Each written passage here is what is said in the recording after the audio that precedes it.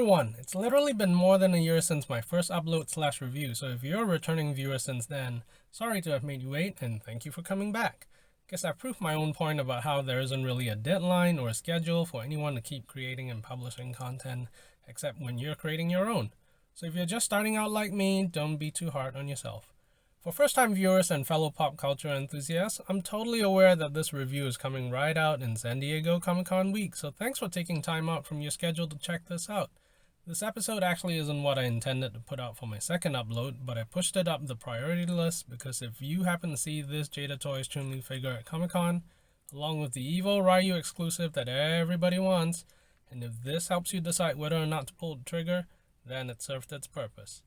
So, getting on to the figure itself, first off, here's all the pieces they get in the box. Chun-Li herself, one set of open palms, one set of fists, an alternate angry open mouth head sculpt, the force effect that slips over her foot for that lightning kick pose, the transparent stand and base to hold up that effect, and a cardboard insert of Chun-Li's fighting backdrop from the game. I'll go into an overview about the figure and why I did a take-two on it, with the OG SOTA Toys version being my first and only Chun-Li figure to date, and I'll do a quick comparison with that in just a while. The Jada box is 20 cm or 8 inches tall, 15 cm or 6 inches wide, and 8 cm or just over 3 inches in depth, and the figure itself stands about 15 cm from the top of her hairbun to toe. Now I don't have any of the other similar scale brand versions like Storm Collectibles, NECA, High Dream, or SH Figure Arts, so you'll have to look those up separately if you want to get into detail and size comparisons. But essentially, I picked up this Jada version after skipping all the other ones over the years for two reasons: price and overall articulation aesthetic balance. For $25, you're getting pretty much 30 points of articulation in all the usual places, which by post-COVID shrinkflation standards is already pretty decent. Top it off with the extra hands, head sculpt, and kick effect, and it feels like you're starting to get your money's worth in plastic quantity. Putting the joints through their usual twists and turns, you can then see that the price point translates into quality as well. Not just material quality, with the plastic feeling sturdy in the joints and pliable in the costume, but also design quality, as Jun and his team and Jada have clearly stress-tested the figure for as much posability as possible, while keeping the disruption of the sculpt design to a minimum. Pinless articulation, mostly well-hidden joints, and no ugly gaps between joints, except for my least favorite useless mid-thigh cut.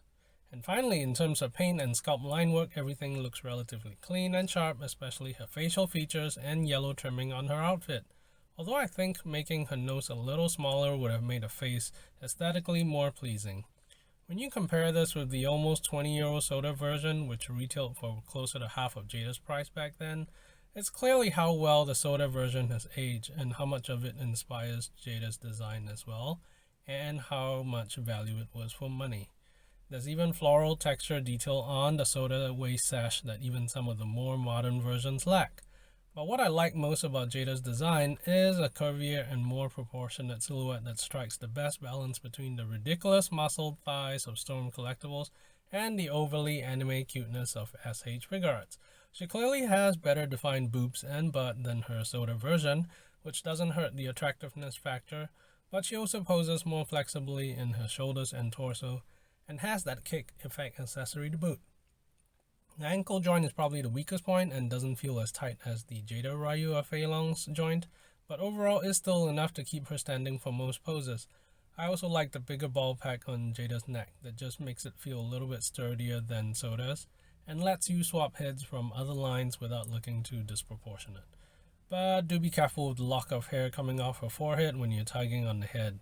It's a separate piece, and mine came off after I got callus. This is probably the most delicate and least favorite part of the whole design. Lastly, for box comparisons, I don't have SOTA Chun-Li sealed in clamshell anymore, but I do have a similar size package from the later SOTA waves that you can see for comparison here. And again, I like that you can neatly store everything back in the box for Jada's arcade design, which you can't do for the SOTA clamshells. Overall, I'm still going to hold on to my SOTA first love, even though she has no additional unique accessories apart from a laughing head sculpt that the Jada one doesn't. But I think the Jada combo packed in enough new age goodies at the most accessible price in recent years for me to finally justify doing a take-two on my favorite Street Fighter female character. Hope you liked this review enough to hit the thumbs up and the bell. Thanks again for watching, and looking forward to sharing another take 2 with all of you again soon.